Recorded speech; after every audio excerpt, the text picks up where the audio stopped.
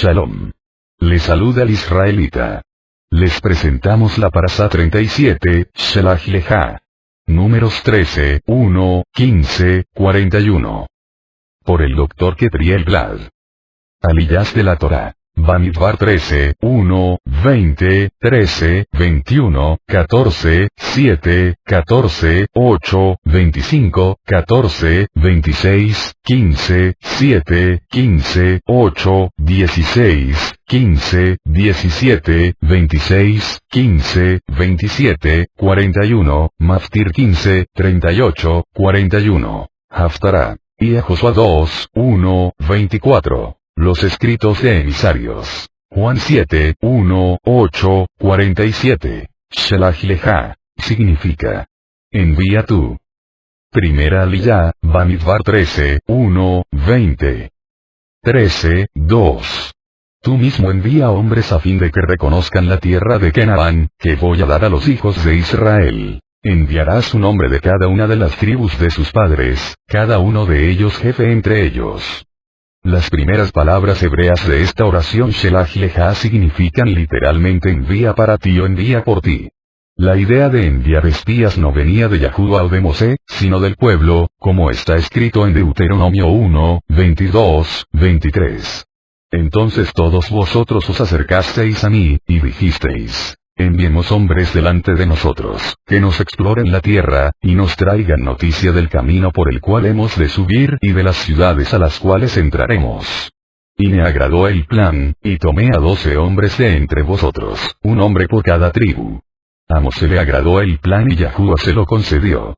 Pero como Yahuwah no había tomado la iniciativa para enviar espías, al dar la orden, le dice a Mosé: envía para ti, con otras palabras. Tú eres el que está interesado en hacer esto, así que hazlo tú. Yo no tomé la iniciativa para este plan y no es agradable para mí, pero si quieres hacerlo, envíalos tú. El hecho de enviar exploradores es más bien una manifestación de falta de confianza en Yahuwah. La mente humana normalmente quiere tener seguridad antes de tomar decisiones.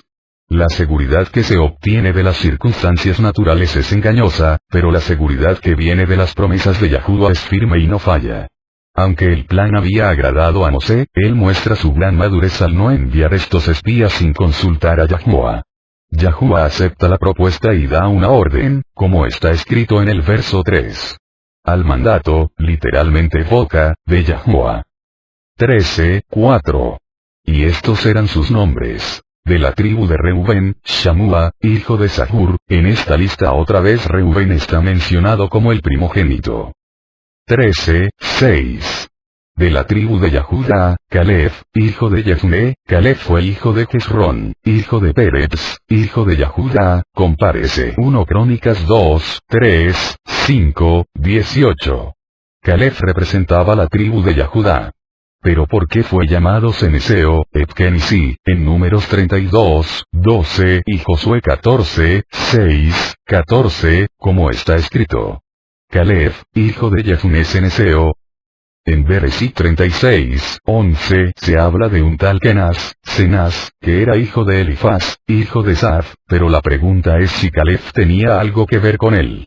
Rashi cita el Midrash que dice que Caleb era hijo adoptivo de Kenaz y que la madre de Caleb dio a luz a Otniel para Kenaz. Según Radak, después de haber muerto Jefné, su viuda se casó con Kenaz, de quien dio a luz Otniel. Por esto Otniel y Caleb eran medio hermanos por parte materna. Según Aryeh Kaufman, Caleb se crió en casa de Kenaz, y por esto es llamado Kenisi Ceneseo, que es un sobrenombre derivado del Kenaz. En Yahoshua 15, 17 está escrito: y Otniel, hijo de Kenaz, hermano de Caleb, la tomó, y él le dio a su hija Ahisa por mujer. Esto nos enseña que la Torá habla de dos hombres diferentes con el nombre Kenaz, un edomita y un israelita. La herencia tribal y la herencia de la tierra de Israel vienen por la vía paterna. Así que si Caleb hubiera sido descendiente directo de Kenaz, nieto de Saf, no podría tener ninguna identidad tribal y por lo tanto no podría representar la tribu de Yahudá. Caleb tenía un ruaj muy hermoso. Su nombre significa como el corazón. Él hacía las cosas de corazón y entrega a Yahuwah. Junto con Yahoshua fue el único de todos los que fueron contados de los que salieron de Egipto, que entró en la tierra prometida. Esto nos habla de la entrega del corazón de este hombre. Caleb tenía 40 años en el momento de ser enviado como explorador, según Josué 14, 10, 11, donde está escrito.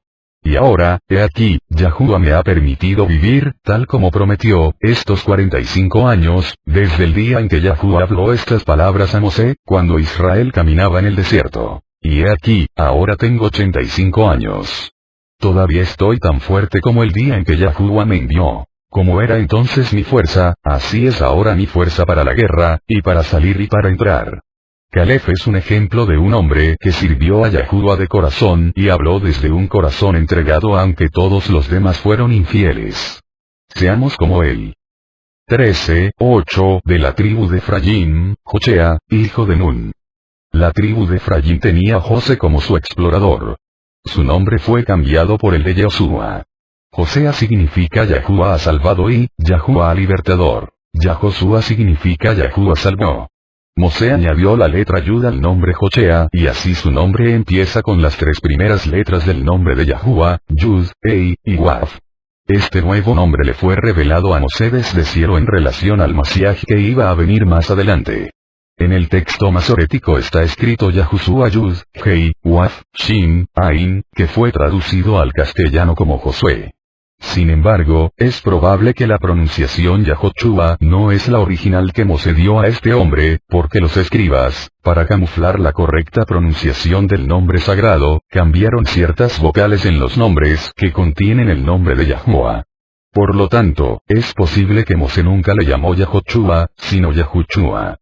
En tal caso, la forma hebrea antigua del nombre del Mashiach, nuestro Salvador, es Yahushua, Yud, Hei, Waf, Shin, Ain, y no Yehoshua. La forma abreviada de este nombre es Yahshua o Yahushua.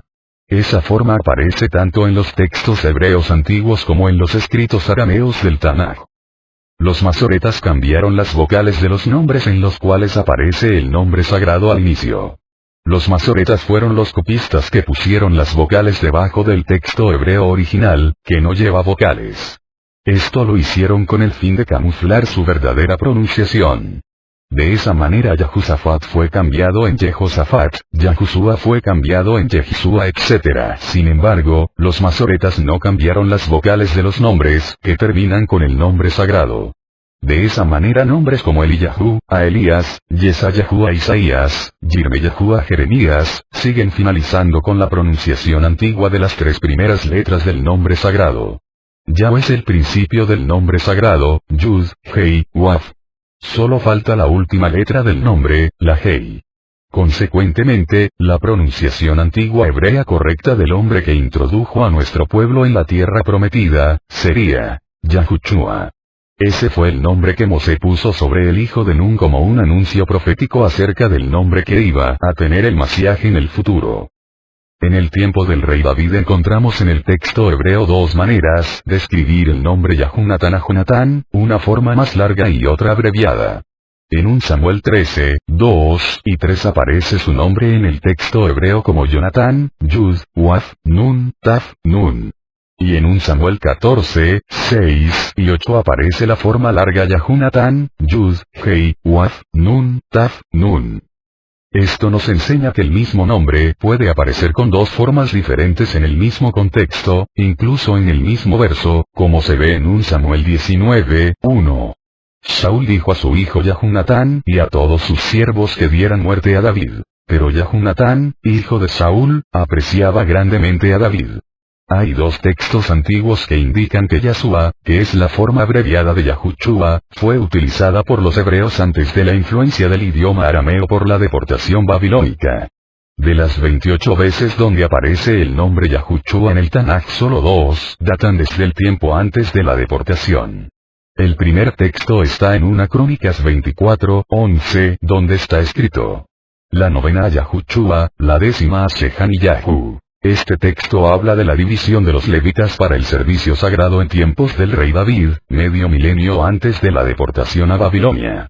El otro texto se encuentra en 2 Crónicas 31, 15, donde está escrito: Bajo su mando estaban Eden, Minyamin, Yahushua, Shemayahu, Amaryahu y Secanyahu en las ciudades de los Quanim, para distribuir fielmente las porciones, por clases, a sus hermanos, fueran grandes o pequeños. Aquí se habla de un hombre, llamado Yahushua, que estaba sirviendo en los asuntos del templo en el tiempo del rey Yehezquiyahu, Ezequías. Según estos dos textos hay una indicación de que el nombre Yahushua fue usado en el idioma hebreo cientos de años antes de la deportación a Babilonia, donde los judíos empezaron a hablar el arameo. Así que, la abreviación Yahshua no necesariamente viene de la influencia del idioma arameo. En el texto hebreo de Nehemías 8:17 aparece el nombre Yahushua hijo de Nun como un sustituto de la forma más antigua. Yahoshua hijo de Nun, que aparece en el Pentateuco, y en el libro de Yahoshua. Cuando se refiere al hijo de Nun, los traductores al castellano han escrito Josué independiente si el texto hebreo usa la forma larga Yahushua o la forma abreviada Yahshua, al igual que en el ejemplo que vimos de Jonatán. En el texto hebreo de Esdras 3:2, se habla del Cohen Hagadol Yahshua, Yud, Shin, Waf, Ain, hijo de Yahutzadak, Josadak. El mismo hombre aparece en Esdras 5:2, donde el texto original está en arameo, con el mismo nombre Yahshua, hijo de Bar en arameo, Yahutzadak. El nombre Yahshua es usado tanto en el texto original hebreo como en el texto original arameo. Ciertas partes del Tanaj fueron escritas originalmente en el idioma arameo. Sin embargo, si comparamos con Ageo 1:1, vemos que el mismo Cohen Hagadol aparece con el nombre de Yahushua ben Yahutzadak. Esta es la forma más antigua. Probablemente sería más correcto poner Yahushua ben Yahutzadak. Porque si observamos bien, vemos que aparecen las tres primeras letras del nombre sagrado tanto en el nombre del hijo Yahushua como su padre Yahutzadak. Entonces, ¿qué nombre fue el que dijo el ángel a Joseph y Miriam que pusieran sobre el hijo que iba a nacer, como está escrito en Mateo 1:21? Y dará a luz un hijo, y le pondrás por nombre Yahushua porque él salvará a su pueblo de sus pecados. En Lucas 1:31 está escrito: y he aquí, concebirás en tu seno y darás a luz un hijo, y le pondrás por nombre Yahushua. En los dos libros Esdras y Nehemías, que vivían después del cautiverio babilónico, aparece la forma abreviada Yahshua en 26 ocasiones. En estos dos libros no aparece la forma larga Yahushua. Sin embargo, en los dos libros de los profetas Zecharíahu y Haggai aparece la forma larga Yahushua 11 veces, pero la forma corta Yahshua no aparece en ningún lugar de sus libros. Estos dos profetas también vivían después del exilio babilónico. Los dos están usando la forma larga del nombre, mientras que sus contemporáneos Ezra y Nehemías usan la forma abreviada Yahshua. Esto nos enseña que ambas formas del nombre eran válidas durante el tiempo del Segundo Templo y donde había una mayor influencia del arameo, hay una tendencia general a usar la forma abreviada del nombre. La conclusión es que el nombre del Salvador es tanto Yahushua. Hoy en día los judíos creyentes en él que viven en Israel y hablan en hebreo le llaman Yahshua. En cuanto a la forma griega Yesous, quisiera citar un texto escrito por el Dr. Luis Morales, Yohanan Bar More. Nos encontramos que en griego aparece el nombre de nuestro Masiaj como Yesous, pero Yesous no significa nada en griego, a no ser en el dialecto jónico, donde Yesous es el genitivo de Yes que significa el dios Baco, el dios de las bacanales. Más adelante en el mismo artículo sigue. Vemos entonces que el griego Yesous no es sino un esfuerzo de transliterar la palabra hebrea Yahshua, solo que en griego el sonido she, suave no existe y por eso se utilizó el sonido s, y la terminación era, de la palabra Yahshua, expresa un femenino, por eso se utilizó el sonido s. De manera semejante la I de Yahshua, que se llama Yud en hebreo y que es la letra más pequeña del alefato, o del abecedario hebreo, pasó al castellano como J. De ordinario la Yod se transformó en castellano en J. De ahí que en Matityahu, Mateo 5:18, se diga porque de cierto os digo que hasta que pasen el cielo y la tierra, ni una J ni una tilde pasará de la ley, hasta que todo se haya cumplido. O que en vez de decir Yahudá, se diga Judá. O que se diga Jerusalén en vez de Jerusalayim. O que se diga Jacob en vez de Jacob. Todo esto explica cómo la palabra Yahshua se transformó en castellano en Jesús. Fue un buen esfuerzo de transliterar el nombre Yahushua, pero no fue transliterado sino que fue sustituido por el acrónimo y pagano Yesous, Jesús hijo de la diosa egipcia llamada Isis. Es decir, debemos de tratar de pronunciar el nombre como se pronuncia en el idioma original. Y es que los nombres no se traducen, sino se transliteran. Todos sabemos, por ejemplo, que Giuseppe Verdi, el nombre del famoso músico italiano significa José Verde, pero nadie lo traduce sino lo translitera. El nombre de nuestro Mashiach en su idioma original, el hebreo, es Yahushua. Si ahora podemos pronunciarlo en su originalidad, respetemos la regla universal de no traducir sino de transliterar los nombres.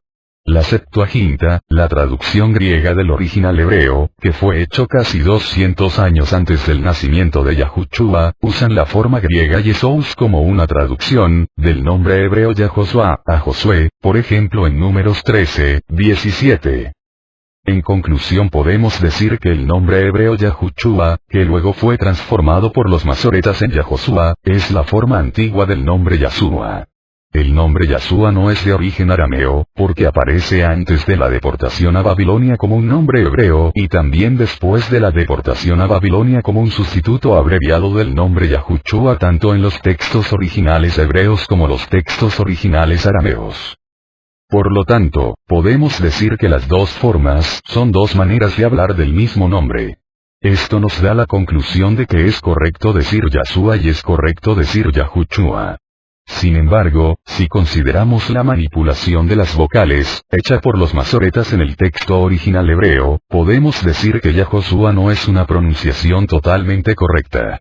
Sin embargo, podría ser válida, si nos adaptamos a la tradición textual, que surgió varios siglos después del Mashiach con el cambio de las vocales de los nombres, que empiezan con las tres primeras letras del nombre sagrado, Yud, Hei Waf, Hei. Por otro lado, si usamos el nombre Yahushua para hablar del Mashiach, corremos el riesgo de confundirlo con Yahoshua hijo de Nun. En Israel, hoy en día, cuando se menciona el nombre Yehoshua, normalmente hace referencia al hijo de Nun.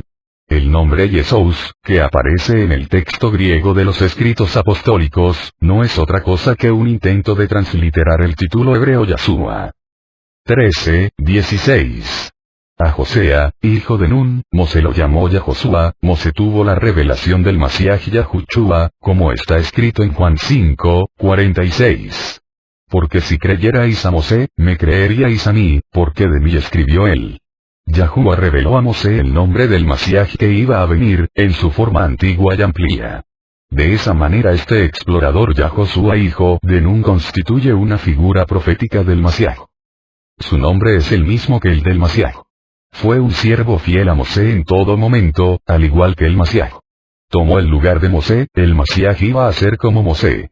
Fue el que introdujo al pueblo en la tierra prometida, como el Mashiach va a introducir a los fieles en el reino venidero. Él cruzó el río Yardén ileso, simbolizando la muerte y la resurrección etc. Yahoshua vino de la tribu de Efraín, hijo de Joseph. Por esto hay otra señal de que el Mashiach tenía que ser hijo de Joseph de manera profética y cumplir el papel del Mashiach sufriente para luego ser levantado en alto, al igual que Joseph en Egipto. Al mismo tiempo vemos aquí una conexión interesante entre el Mashiach y la tribu de Efraín que representa a las tribus dispersas y perdidas de Israel. El Mashiach tiene el papel de representar y restaurar esas tribus perdidas. Además vemos que el nombre largo de Yahushua significa que Yahushua es el que salva, como está escrito en Isaías 43:11. Yo soy Yahushua, y fuera de mí no hay salvador. En Isaías 45:21 está escrito: Declarad y presentad vuestro caso. Sí, que deliberen juntos. ¿Quién ha anunciado esto desde la antigüedad y lo ha declarado desde entonces? ¿No soy yo, Yahushua? No hay más Elohai que yo, un Elohai justo y salvador. No hay ninguno fuera de mí. En Oseas 13:4 está escrito: Mas yo he sido Yahushua tu Elohai desde la tierra de Egipto. No reconocerás a otro Elohai fuera de mí, pues no hay más salvador que yo. En 1 Timoteo 1:1 está escrito: Pablo, Shaliach del Mashiach Yahushua por mandato de Elohai nuestro Salvador, y del Mashiach Yahushua nuestra esperanza. En 1 Timoteo 2:3 está escrito: porque esto es bueno y agradable delante de Elohai nuestro Salvador. Si Yahuwah, el Padre, es el único Salvador, ¿cómo es que ahora un hombre, Yahushua, recibe el título de Salvador, como está escrito en Lucas 2:11? Porque os ha nacido hoy, en la ciudad de David, un Salvador, que es el Adón Masiaj. En Juan 4:42 está escrito. Decían a la mujer, ya no creemos por lo que tú has dicho, porque nosotros mismos le hemos oído, y sabemos que este es en verdad el Salvador de Israel. La respuesta es que Yahuwah es el que salva por medio de sus agentes. Noah fue un salvador del mundo en su tiempo.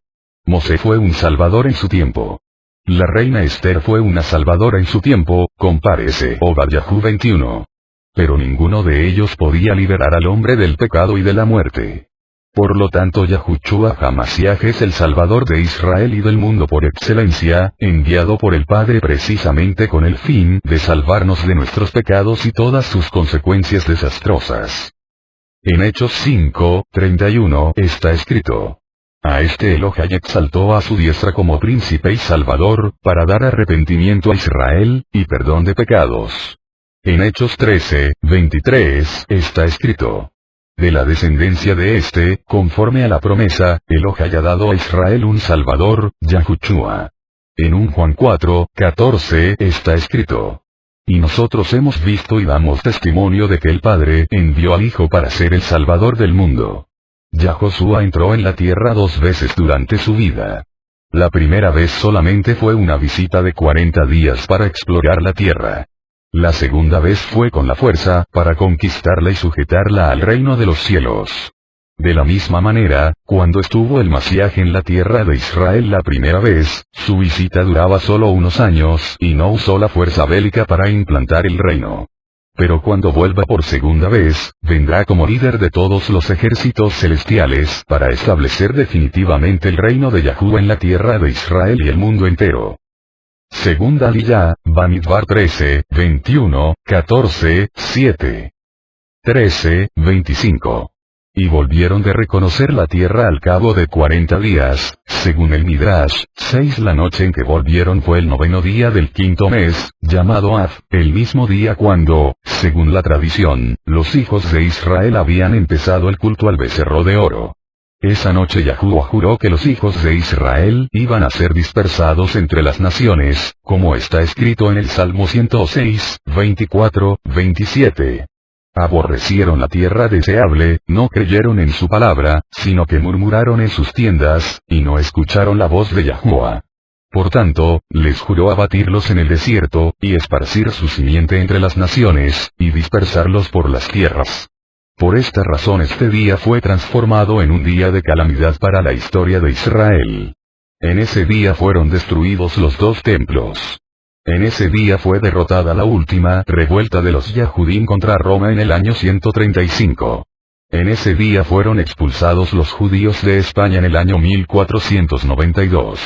En ese día ocurrieron varios otros eventos trágicos en la historia Yahudim. El 9 de Av, en hebreo Tisá B'Av, es un día de ayuno y luto nacional para el pueblo Yahudim. Pero el profeta promete que se convertirá en un día de alegría, como está escrito en Zacarías 8:19.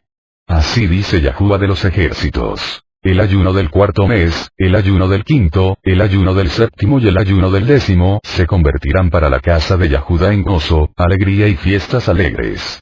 Amad, pues, la verdad y la Shalom. 13:30. Entonces Caleb hizo callar al pueblo delante de Mosé, y dijo, debemos ciertamente subir y tomar posesión de ella, porque sin duda la conquistaremos. Caleb era un hombre de fe y hablaba fe con su boca. Lo que hay en el corazón habla la boca. Su nombre significa según el corazón, y así dio un informe según su corazón. Él iba en contra de la corriente y confiaba en las promesas de Yahuwah. Lo que él creyó en ese momento lo recibió más tarde. 13:31. Pero los hombres que habían subido con él dijeron, no podemos subir contra ese pueblo, porque es más fuerte que nosotros. Los 10 exploradores hablaban palabras negativas que iban en contra de las promesas de Yahuwah. Humanamente hablando tenían razón, pero el pueblo de Yahuwah no ha sido llamado a caminar de manera natural, sino sobrenatural. Por lo tanto, la única manera de poder conquistar la tierra, era por medio de la ayuda de Yahuwah. Pero estos hombres no quisieron confiar en Yahuwah. Solamente evaluaban las cosas de manera natural. Ellos no tenían fe y por lo tanto no recibieron lo que Yahuwah había prometido, como está escrito en Hebreos 4, 1, 2. Por tanto, temamos, no sea que permaneciendo aún la promesa de entrar en su reposo, alguno de vosotros parezca no haberlo alcanzado. Porque en verdad, a nosotros se nos ha anunciado la buena nueva, como también a ellos. Pero la palabra que ellos oyeron no les aprovechó por no ir acompañada por la fe en los que la oyeron. Las promesas de Yahuwah tienen que ir acompañadas por la fe en los que las oyen para que puedan tener su cumplimiento. La confianza en las promesas de Yahuwah es un requisito para poder beneficiarse de ellas. Si estás en problemas, ante gigantes y ante una tarea que humanamente es imposible realizar, la única manera de poder pasar por el medio en victoria es confiar en las promesas de Yahuwah. Por lo tanto, memoriza las promesas, medita en ellas día y noche, escríbelas en papeles y pégalas en las paredes de tu casa, cántalas, repítelas a tus hijos, ponlas en tu corazón y háblalas con tu boca y verás cómo tu corazón será fortalecido para poder recibir lo que dicen las palabras poderosas del Todopoderoso y Fiel. 13:32.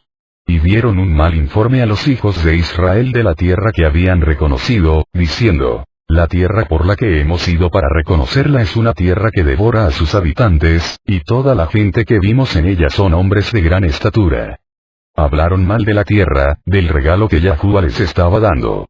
El Midrash cuenta que delante de los espías Yahuwah envió una plaga, de manera que ellos vieron muertos por todas partes. En lugar de ver la mano poderosa de Yahuwah, dedujeron que la tierra estaba haciendo daño a sus habitantes. La tierra de Israel es algo especial para Yahuwah. Sus ojos están sobre ella durante todo el año, como está escrito en Deuteronomio 11, 12. Es una tierra que Yahuwah tu Elohai cuida. Los ojos de Yahuwah tu Elohai están siempre sobre ella, desde el principio hasta el fin del año. Por esto constituye un delito muy grave hablar mal de la tierra de Israel. Por causa de su actitud negativa hacia la tierra de Israel estos exploradores sufrieron la muerte. 14:1. Entonces toda la congregación levantó la voz y clamó, y el pueblo lloró aquella noche. Según Rashi, aquí la palabra congregación, en hebreo edá, no se refiere a todo el pueblo sino al Sanedrín, los 70 líderes principales. Ellos hicieron más caso al informe negativo que del informe positivo. A la carne le gusta más las noticias malas que las buenas. Las malas noticias venden mejor que las buenas. En lugar de escuchar la palabra de Yahuwah que había dado tantas promesas, y además con señales y prodigios, hicieron caso a palabras llenas de incredulidad y no pudieron esperar en un futuro positivo. Es muy importante que cuidemos nuestro corazón para que no entre dudas de las palabras de Yahuwah. ¿Qué informe escuchas? ¿El del cielo o el de los hombres? Según las palabras de cada uno, así le sucedió. Caleb y Josué entraron en la tierra, conforme a sus propias palabras, y el pueblo murió en el desierto, conforme a sus propias palabras. ¿Cómo quieres que sea tu futuro? El futuro depende de tus palabras. Úsalas correctamente. 14:4. Y se decían unos a otros: nombremos un jefe y volvamos a Egipto. La democracia no es la mejor forma de dirigir un pueblo. Si el pueblo de Israel hubiera sido sujeto a las normas democráticas de la sociedad moderna, hubieran vuelto a Egipto. Hubieran votado con la mayoría para tener un gobierno nuevo, sin Mosé. Pero Yahuwah tenía otro plan porque él no se somete a la mayoría. El poder principal no viene del pueblo, sino del cielo. Tercera Aliyá, Bamidbar 14:8, 25. 14:11. Y Yahuwah dijo a Mosé: ¿hasta cuándo me desdeñará este pueblo? ¿Y hasta cuándo no creerán en mí a pesar de todas las señales que he hecho en medio de ellos? Todo este conflicto tenía una causa, la incredulidad. La incredulidad es la falta de confianza y la falta de fidelidad. El pueblo eligió no creer a Yahuwah. Escogieron palabras de derrota en lugar de las promesas de victoria, y así les alcanzó la derrota. La fe se basa en la palabra, como está escrito en Romanos 4, 18, 10, 17. Él creyó en esperanza contra esperanza, a fin de llegar a ser padre de muchas naciones, conforme a lo que se le había dicho. Así será tu descendencia, así que la fe viene del oír, y el oír, por la palabra del Masiaj. Tenían suficientes palabras del cielo para poder creer, pero tomaron la decisión de no hacerlo. Por eso Yahuwah se cansó de ellos. 14:12. Los heriré con pestilencia y los desalojaré, y a ti te haré una nación más grande y poderosa que ellos.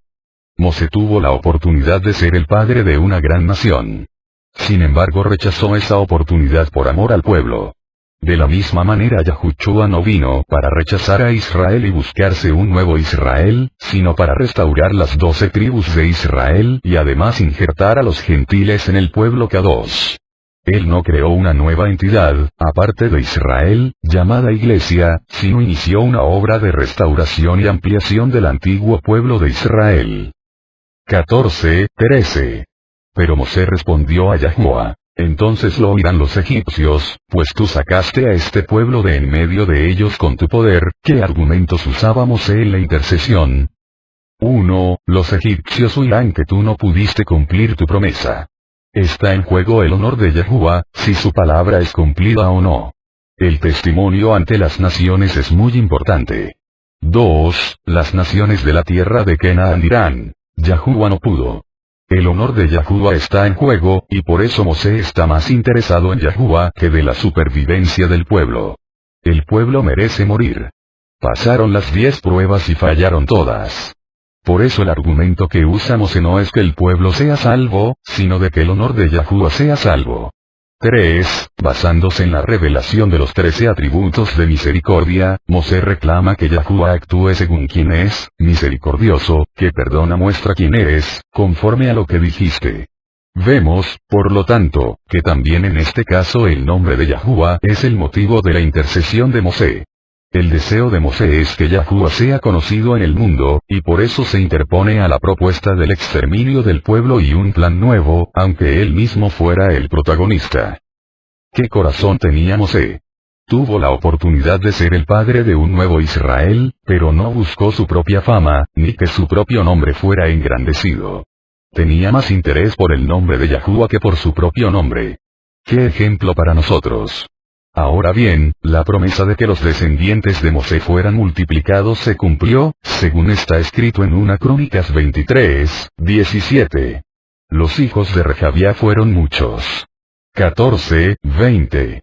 Entonces Yahuwah dijo: los he perdonado según tu palabra. Las palabras de Mosé estaban de acuerdo con las palabras y el honor de Yahuwah, y por eso su oración tuvo éxito. Ora las palabras de Yahuwah y tu oración tendrá éxito. Es más, nunca se debe orar o hablar de cosas que no estén de acuerdo con la Torá, como está escrito en 1 Pedro 4:11. El que hable conforme a las palabras de Elohai. 14:21. Pero ciertamente, digo yo, que toda la tierra será llena de la gloria de Yahuwah. Esto sucederá durante el reinado mesiánico. 14:22. Ciertamente todos los que han visto mi gloria y las señales que hice en Egipto y en el desierto, y que me han puesto a prueba estas 10 veces y no han oído mi voz, los hijos de Israel fueron probados 10 veces, como nuestro padre Abraham, y fallaron en todas las pruebas. Lo más importante no es lo que uno hace cuando es probado, sino cómo uno reacciona. Todas las veces que el pueblo fue puesto a prueba murmuraron. Por eso no eran dignos de entrar en la tierra. El Talmud 9 nombra las 10 veces que el pueblo probaron a Yahuwah. 2 en el mar de Suf, compárese Éxodo 14:11. Salmo 106:7. 2 a causa del agua, compárese Éxodo 15:23-24. 17:1-3. 2 a causa del maná, compárese Éxodo 16:19-20-27. 2 a causa del alimento, compárese Éxodo 16:3. Números 11:4. Una vez con el becerro de oro, compárese Éxodo 32:4. Y una vez con el pecado de los exploradores, compárese Números 14:1. Cuarta liyá, Bamidbar 14:26-15-7. 14:27. ¿Hasta cuándo a esta malévola asamblea, que ellos provocan que se quejen contra mí? Las quejas de los hijos de Israel que ellos provocan contra mí yo he escuchado. Dos grupos de personas son mencionados en este versículo, la asamblea y los hijos de Israel. Según Rashi, esta asamblea, en hebreo Edá, son los 10 espías que provocaron que los hijos de Israel se quejaran y se rebelaran contra Yahuwah. De allí se aprende que una asamblea constitucional, legalmente compuesta, tiene que tener como mínimo 10 varones, en hebreo minyan. Según Mizrahi, la palabra Edá literalmente significa asamblea o congregación. Se deriva de la raíz Yud, Ayin, Dalet, que implica reunirse para un fin determinado, y es por eso que la Torá la utiliza para referirse a un grupo homogéneo de individuos que comparten un propósito único. 14:28. Diles: vivo yo, declara Yahuwah, que tal como habéis hablado a mis oídos, así haré yo con vosotros. Como el hombre ha sido creado a la imagen de Yahuwah, le ha sido dado mucho poder en su lengua. ¿Quieres que sucedan cosas buenas en tu vida? Habla bien y obedece los mandamientos, como está escrito en el Salmo 34:11-14. Venid, hijos, escuchadme. Os enseñaré el temor de Yahuwah. ¿Quién es el hombre que desea vida y quiere muchos días para ver el bien? Guarda tu lengua del mal, y tus labios de hablar engaño. Apártate del mal y haz el bien, busca la paz y síguela. 14:29. En este desierto caerán vuestros cadáveres, todos vuestros enumerados de todos los contados de 20 años arriba, que han murmurado contra mí. Según los midrases, las mujeres, los hombres mayores de 60 años y la tribu de Leví estaban excluidos de esta sentencia, porque solo los que fueron contados, no tenían el derecho de entrar. De 20 años arriba, de aquí aprendemos que el juicio divino llega sobre una persona a partir de los 20 años. A partir de los 13 tiene la responsabilidad de caminar con Yahuwah. Y si no decide caminar correctamente durante sus primeros años de vida adulta, el juicio caerá sobre él a partir de los 20 años, no antes. 14:34. Según el número de los días que reconocisteis la tierra, 40 días, por cada día llevaréis vuestra culpa 1 año, hasta 40 años, y conoceréis mi enemistad. De esto aprendemos que proféticamente se puede comparar un día con un año y viceversa. Un año puede representar un día y un día puede representar un año, compárese 2 Pedro 3:8. 14:35. Yo, Yahuwah, he hablado. Ciertamente esto haré a toda esta perversa congregación que se han juntado contra mí. En este desierto serán destruidos, y aquí morirán. El texto dice que ellos tenían que ser destruidos en el desierto y morir allí. Según el Talmud, esta oración está hablando de 2 momentos de muerte, en este mundo y en el mundo venidero allí. 14:36-37. En cuanto a los hombres a quienes Mosé envió a reconocer la tierra, y que volvieron e hicieron a toda la congregación murmurar contra él dando un mal informe acerca de la tierra, aquellos hombres que dieron el mal informe acerca de la tierra, murieron debido a una plaga delante de Yahuwah. En este texto la Torá no destaca la rebeldía de los exploradores, ni los culpa por su incredulidad, sino los causa de hablar mal de la tierra. Qué importante es la tierra de Israel en el plan divino. Fueron condenados a muerte por hablar mal de la tierra. ¿Cómo hablamos de la tierra donde vivimos? La tierra es un regalo del cielo al hombre. Hablemos bien de ella. 14:44. Pero ellos se obstinaron en subir a la cumbre del monte. Mas ni el arca del pacto de Yahuwah ni Mosé se apartaron del campamento. Hay un límite para la gracia de Yahuwah. Ya no hubo lugar para el arrepentimiento. Después de las 10 provocaciones, hubo una sentencia final, y ya no podían hacer teshuva. No se puede jugar con Yahuwah. Aquí aprendemos que hay una diferencia entre fe y obstinación. El pueblo obstinado estaba aparentemente basándose en la palabra de Yahuwah. Pero no tomó en cuenta la sentencia que había sido dada. No se puede tomar una palabra de las Escrituras y aplicarla sobre su vida sin el respaldo de Yahuwah. Necesitamos colaborar con Yahuwah en el cumplimiento de sus promesas, no tomar promesas sin una relación de obediencia. Aunque se puedan utilizar mal las palabras de la Torá para sus propios caprichos o para obtener poder, las Escrituras no fueron dadas para ser usadas así. Los que usan las escrituras de esa manera serán juzgados, porque no están sometidos a Yahuwah, sino quieren dominar sus propias vidas y las vidas de otros.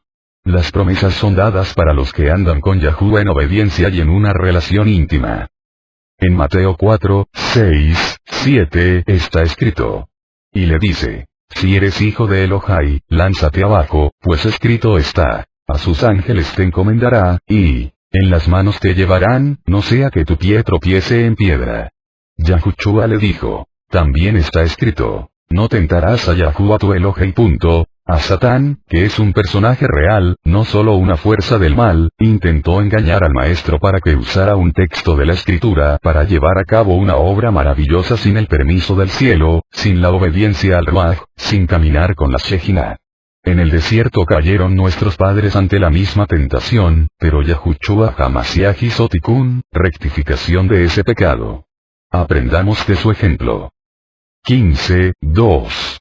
Habla a los hijos de Israel, y diles, cuando entréis en la tierra que yo os doy por morada, justo después del intento y el fracaso de entrar en la tierra prometida, Yahuwah está hablando precisamente de entrar en la tierra, dando a entender que efectivamente van a entrar, pero más adelante. No es lo mismo la voluntad de Yahuwah y el tiempo de Yahuwah. Hay cosas que están dentro de la voluntad de Yahuwah, pero todavía no es el tiempo para ellas. Hacemos bien en no intentar de adelantar la voluntad de Yahuwah si todavía no ha llegado el tiempo. También es importante no fallar con el tiempo del cumplimiento de la voluntad de Yahuwah para no quedarse fuera de su plan, compárese a Ageo 1:7. 15:4. Entonces el que presente su ofrenda, traerá a Yahuwah una ofrenda de cereal de 1/10 de una efa de flor de harina mezclada con 1/4 de un hin de aceite. Una efa mide 25 litros, algunas autoridades hablan de un 50% más, y otras de un 75% más.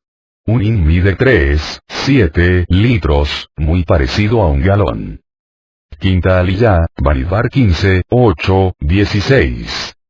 15:8-10. Y cuando prepares un novillo, como ofrenda de ascensión o sacrificio para cumplir un voto especial, o para las ofrendas de Shalom a Yahuwah, entonces ofrecerás con el novillo una ofrenda de cereal de 3/10 de una efa de flor de harina mezclada con la mitad de un hin de aceite. Parece que Haná dio este sacrificio cuando cumplió su promesa con su hijo Shemuel, como está escrito en 1 Samuel 1:24. Después de haberlo destetado, lo llevó consigo, con un novillo de 3 años, o 3 novillos, una efa de harina y un odre de vino, y lo trajo a la casa de Yahuwah en Shilo, aunque el niño era pequeño. 15:14-16. Y si un extranjero reside con vosotros, o uno que esté entre vosotros por vuestras generaciones, y desea presentar una ofrenda encendida como aroma agradable a Yahuwah, como lo hacéis vosotros, así lo hará él. En la congregación, un estatuto habrá para vosotros y para el extranjero residente, un estatuto perpetuo por vuestras generaciones. Como vosotros sois, así será el extranjero delante de Yahuwah. Una sola ley habrá, una sola ordenanza, para vosotros y para el extranjero que reside con vosotros. Si un extranjero se convierte al judaísmo, tiene la misma obligación en cuanto a la Torá que un israelita nativo. Esto también nos enseña que la misma ley tiene que ser aplicada tanto para los nativos que para los inmigrantes de un país para que la nación pueda permanecer. Si un gobierno emite diferentes tipos de leyes a diferentes grupos de personas en el país, la sociedad se fragmentará y sufrirá daño. Sexta aliyá, Bamidbar 15:17-26. 15:20 de las primicias, recit, de vuestra masa apartaréis una torta, jalá, como porción separada, terumá, como la porción separada de la era, así la pondrán aparte. Si se amasa la cantidad mínima de un homer, 2,5 litros, hay una obligación de entregar la jalá, un pedazo de la masa como ofrenda al Eterno. En estos versículos hay 3 términos. 1. Recit, primicias. 2. Terumá, porción separada. 3. Jalá, una parte de la masa que se aparta. La palabra jalá se refiere a la trumá, la porción separada, que se aparta para entregar como ofrenda a Yahuwah. En tiempos modernos se separa una parte de la masa del pan para el Shabbat, y se quema, con el fin de cumplir este mandamiento. En el verso 21 está escrito que es por vuestras generaciones. No es un mandamiento temporal, lo cual se podía haber pensado según el versículo 18. El mandamiento de la separación de la halá solamente es obligatorio en la tierra de Israel cuando la Shejinah resida en el Makom Kadosh. No obstante, los sabios ordenaron que la halá sea separada aún fuera de Eretz Israel, y aún en el tiempo cuando no haya templo, para que estas leyes no sean olvidadas. Antiguamente la halá fue entregada al Cohen, pero hoy en día es quemada. Según la halajá, la cantidad mínima de masa que hay que apartar como halá es de un kesait, 26 gr.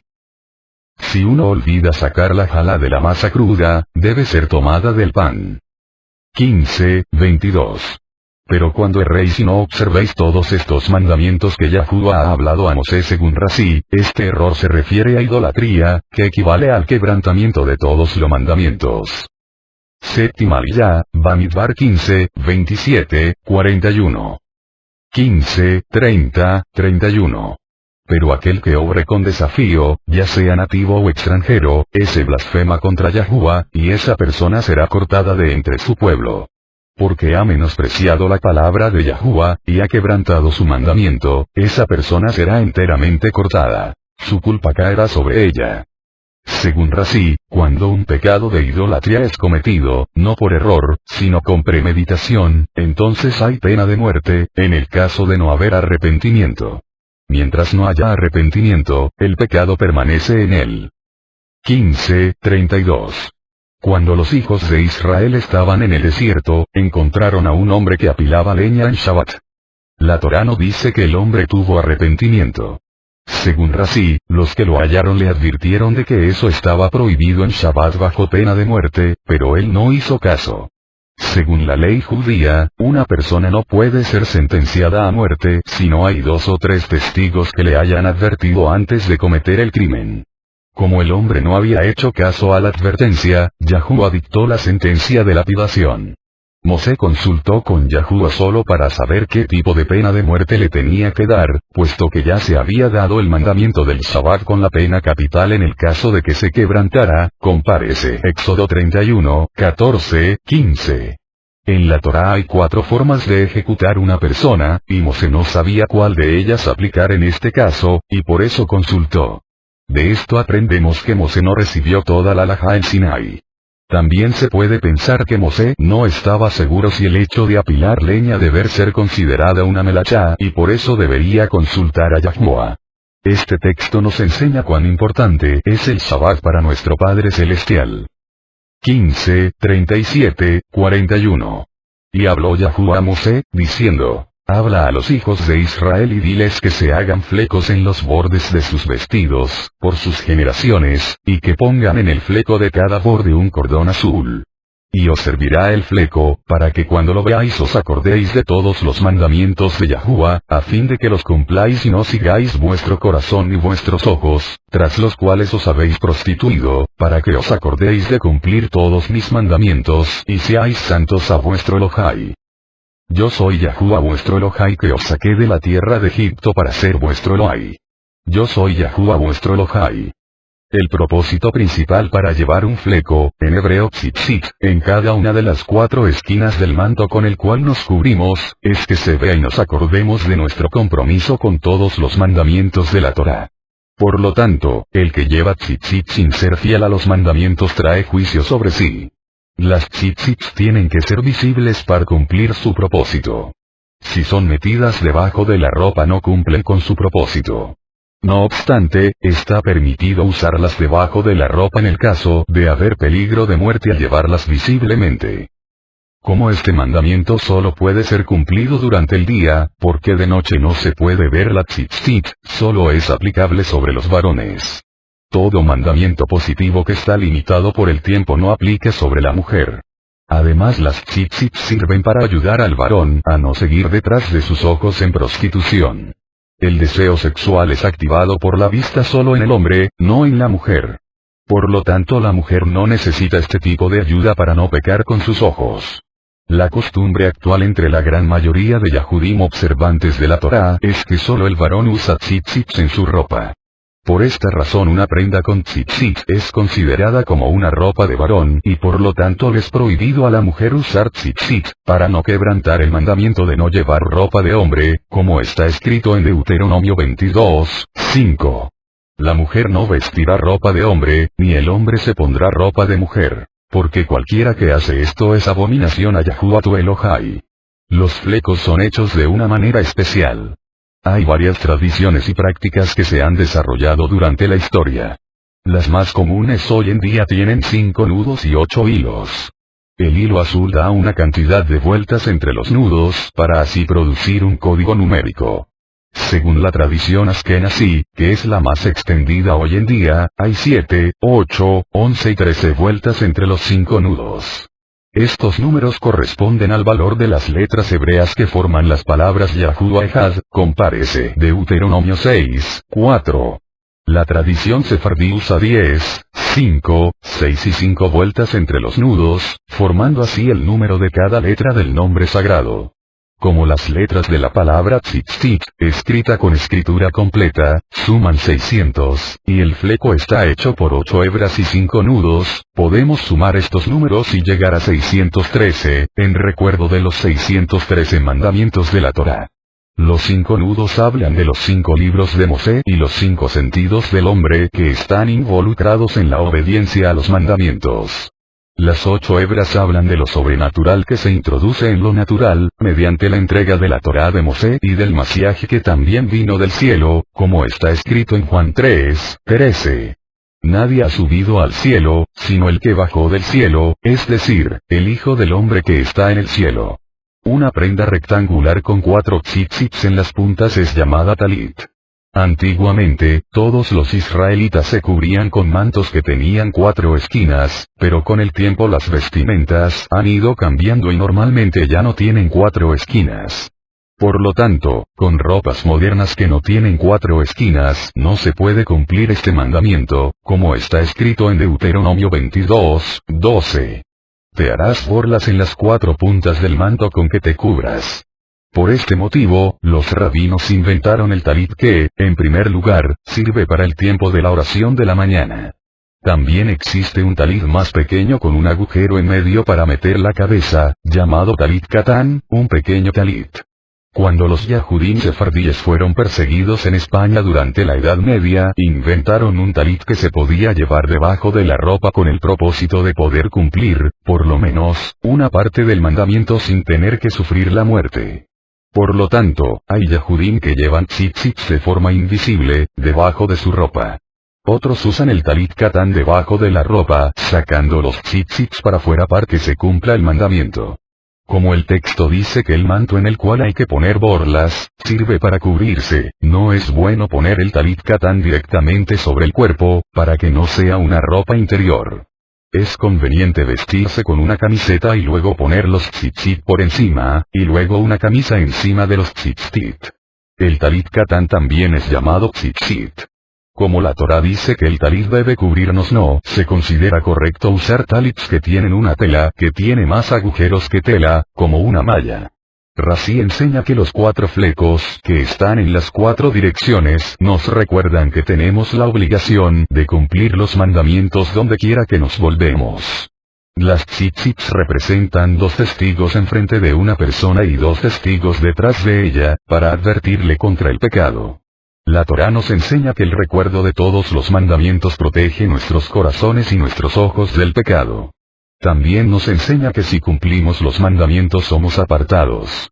Los mandamientos nos santifican, nos apartan del pecado y nos acercan a Yahuwah. Así que las tzitzits nos ayudan a acercarnos a Yahuwah. ¡Qué bonito regalo!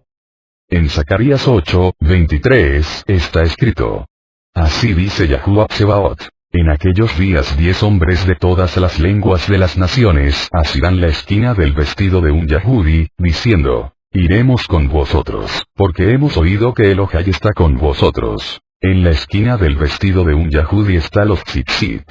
Los 10 hombres son los descendientes de las 10 tribus perdidas que ahora están volviendo a casa y desean aprender de los Yahudim cómo cumplir los mandamientos de la Torá de Mosé como el Mashiach Yahushua lo hizo. Ahora estamos viviendo en esos tiempos. En Mateo 9, 20, 22 está escrito. Y he aquí, una mujer que había estado sufriendo de flujo de sangre por 12 años, se le acercó por detrás y tocó el fleco de su manto. Pues decía para sí, si tan solo toco su manto, sanaré. Pero Yahushua, volviéndose y viéndola, dijo, hija, ten ánimo, tu fe te ha sanado. Y al instante la mujer quedó sana. La palabra griega que en muchas ocasiones ha sido traducida como borde es praspedón. Esa palabra es la traducción de tzitzit en la Septuaginta. Tzitzit no significa borde, sino fleco. La palabra tzitzit aparece solo 4 veces en las escrituras, en Números 15 aparece 3 veces y en Ezequiel 8, 3, una vez, como está escrito. Y extendió algo semejante a una mano y me tomó por un mechón, tzitzit, de mi cabello. Y el Ruaj me alzó entre la tierra y el cielo y me llevó a Jerusalén en visiones del Ojai, a la entrada de la puerta que mira al norte del atrio interior, allí donde estaba la morada del ídolo de los celos que provoca los celos. En Mateo 14, 34, 36 está escrito. Terminada la travesía, bajaron a tierra en Genezaret. Y cuando los hombres de aquel lugar reconocieron a Yahushua, enviaron a decirlo por toda aquella comarca de alrededor y le trajeron todos los que tenían algún mal. Y le rogaban que les dejara tocar siquiera el fleco de su manto. Y todos los que lo tocaban quedaban curados. Todos los que tocaron el fleco del manto del Mashiach quedaron sanados de sus enfermedades. Los que se aferraban a los mandamientos de la Torá transmitidas por el Mesías recibieron sanidad. Había 3 pasos para poder obtener el poder sanador que vino del cielo y que fue enviado mediante Yahushua HaMashiach. 1. Reconocer a Yahushua. 2. Acercarse a Yahushua. 3. Tocar uno de los flecos del manto de Yahushua. Agarrar el fleco no tiene que ver con magia, sino es algo simbólico, mostrando así el deseo profundo de ser fiel a Yahuwah, y es un reconocimiento de la revelación divina de la Torá dada por medio de Mosé a Israel. Hay kedusá de todas las enfermedades cuando obedecemos todos los mandamientos, como está escrito en Éxodo 15, 26. Y dijo. Si escuchas atentamente la voz de Yahuwah tu Elohai, y haces lo que es recto ante sus ojos, y escuchas sus mandamientos, y guardas todos sus estatutos, no te enviaré ninguna de las enfermedades que envié sobre los egipcios. Porque yo, Yahuwah, soy tu sanador. El color azul que tiene uno de los hilos de la tzitzit simboliza el cielo. El hilo azul debe ser hecho de lana, que nos recuerda al cordero. Cuando vino Yahushua, el cordero de Elohai estaba entre el pueblo y cuando se aferraban a Mosé y al cordero fueron sanados. ¿Quieres ser sanado y restaurado en todo tu ser? Aférrate a Mosé y al cordero y sé parte de los que cantan la canción de Mosé y del cordero, como está escrito en Revelación 15, 3, 4. Y cantan el cántico de Mosé, siervo de Elohai, y el cántico del cordero, diciendo. Grandes y maravillosas son tus obras, oh Yahuwah Elohai, Todopoderoso. Justos y verdaderos son tus caminos, oh Rey de las naciones. Oh Yahuwah. ¿Quién no temerá y exaltará tu nombre? Pues solo tú eres Kadosh. Porque todas las naciones vendrán y adorarán en tu presencia, pues tus justos juicios han sido revelados. En esta parasá están los mandamientos 385, 387 de los 613. 380. Precepto de separar una parte de la masa, Jalá, Números 15, 20. 381. Precepto de poner tzitzit en una vestimenta con 4 esquinas, Números 15, 38. 382. Prohibición de explorar tras el corazón y tras los ojos, Números 15, 39.